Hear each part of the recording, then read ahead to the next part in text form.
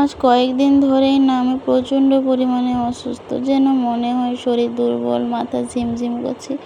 কোনো একটা কাজে একটা এনার্জি নেই, ভিডিও দেওয়ারও একটা এনার্জি নেই, লাইভে যাচ্ছি না। সবাই বলছে, দিদিভাই তুমি লাইভে আসোনি কেন? এটাই হচ্ছে কারণ, আমার শরীরটা কয়েকদিন ধরে প্রচণ্ড পরিমাণে খারাপ, তার জন্যে যেতে পারছি না। আর কি করবো বলো তো, শরীরটা খারাপ হবে না? কয়েকদিন শুধু যদি দুজনের মধ্যে যদি খিটিমিটির ঝগড়া লেগেই থাকে, আর এই সময় যদি এইসব ঝগড়াঝাটি চিৎকার হাঙ্গাম যদি হয়, কার শরীর ভালো থাকে বলো তো?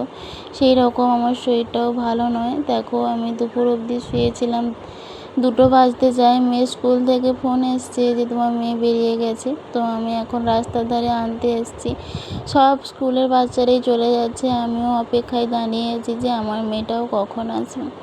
এদিকে জানো শাশুড়ির মায়ের রান্না হয়ে গেছে, আর শ্বশুরকে খেতে দিয়েছে। একটা বড় বলেনি যে বৌমা তুমি খেয়ে নাও, 1টা বেজে গেছে। 2টো বেজে গেল, একটা বড় মুখের কথা বলেনি। এটাই আমার সবথেকে বড় কষ্ট, যে কষ্টটা কাউকে বলেও প্রকাশ করা যায় না, আর স্বামীকেও বলা যায় না।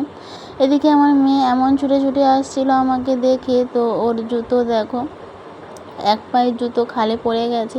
তো আমি বললাম তো জুতোটা একটা থাক, তোমার বাবা এলে ঘুরিয়ে নিয়ে আসবে। আর দেখো চোখ মুখগুলো যেন ফোলা ফোলা হয়ে যাচ্ছে না কি, আমি কিছুই বুঝতে পারছি না।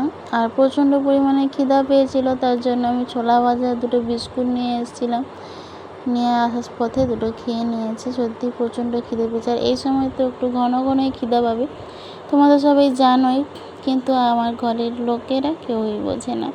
আর এই দেখে দেখো পুরো রাস্তাটাই এলাম ভালো, আর আমার বাড়ির ভেতরে ঢোকার সময় পুরো রাস্তাটাই কাদা।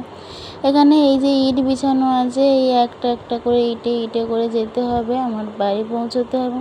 ফাইনালি বাড়ি চলে আসলাম, আর প্রচণ্ড পরিমাণে কষ্ট হচ্ছে, পায়ের যন্ত্রণা। আজকের এই মিনি ব্লগটা এতটুকুই। যদি তোমাদের ভালো লেগে থাকে প্লিজ চ্যানেলটা সাবস্ক্রাইব করে পাশে থেকো। সবাই সুস্থ থেকো।